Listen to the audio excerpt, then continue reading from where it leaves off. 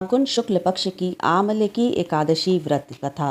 एक समय अयोध्या नरेश महाराज मानधाता ने अपने कुल गुरु महर्षि वशिष्ठ जी से पूछा, भगवन, कोई अत्यंत उत्तम और अनुपम फल देने वाले व्रत के इतिहास का वर्णन कीजिए, जिसके सुनने से मेरा कल्याण हो। महर्षि वशिष्ठ ने कहा, राजन, हम आपके सम्मुख आमलकी नामक एकादशी के व्रत का महात्म्य वर्णन करते हैं। ध्यान पूर्वक सुनो।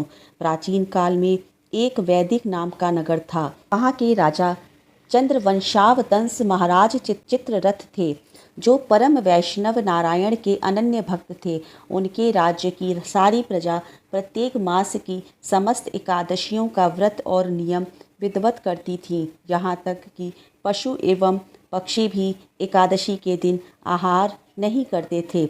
इस प्रकार महाराज चित्ररथ धर्म और न्याय युक्त राज्य करके अपनी प्रजा की सेवा करते थे।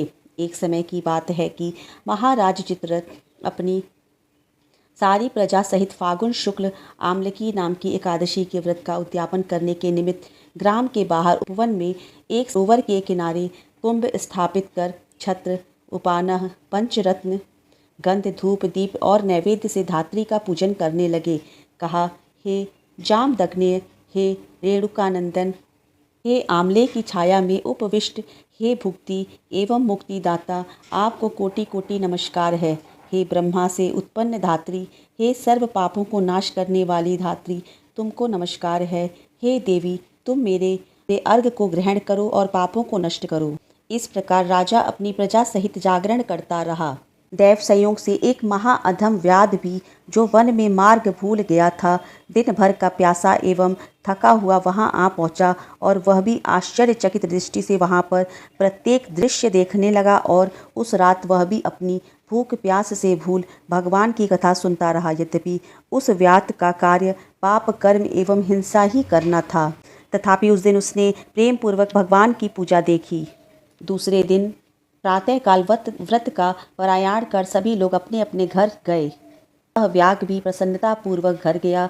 कुछ दिन बाद जब वह व्याघ मरा तो उस अज्ञात व्रत के पुण्य प्रभाव से उसने जयंती नगरी में राजा विदुरथ के घर पुत्र होकर जन्म लिया और उसका नाम वसुरथ पड़ा। पिता के मरने के बाद वसुरथ ही उस नगरी का स्वामी हुआ और अत्यंत न्यायपूर्वक धर्म संयुक्त राज्य करने लगा। उसके राज्य में समस्त प्रजा अत्यंत सुखी और समृद्ध थी। कर्मशील, धनवान तथा निरालस राजा सदैव ही अपनी प्रजा का पालन करता था। एक दिन वह राजा मृग्या करने के विचार से अपनी सेना और सेनापतियों के साथ वन में गया। संयोगवश एक मृग का पीछा करते हुए वह अपने सभी साथियों से अलग होकर एक महाभयानक जंगल में जा फंसा। भूख और प्यास से व्याकुल हो एक वट वृक्ष के नीचे बैठकर विश्राम करने लगा।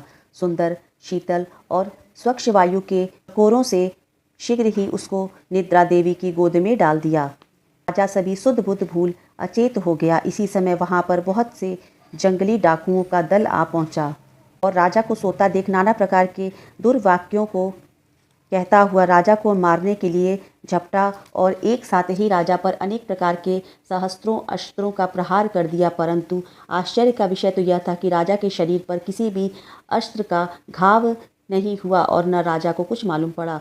तब दुष्ट और भी कुपित हुए और हजारों की संख्या पर राजा पर टूट पड़े। उसी समय राजा के शरीर से एक अत्यंत तेजोमयी सुंदरी हाथ में कृपाण लिए हुए निकली। उसको देखते ही दुष्टों के हाथ पैर ढीले हो गए। जो जहाँ था वह वहीं पे खड़ा रह गया। वह सुंदरी पैतरे बदलती भगवती चंडी के समान समस्त दुष्ट मंडली को समाप्त कर अंतर ध्यान हो गई।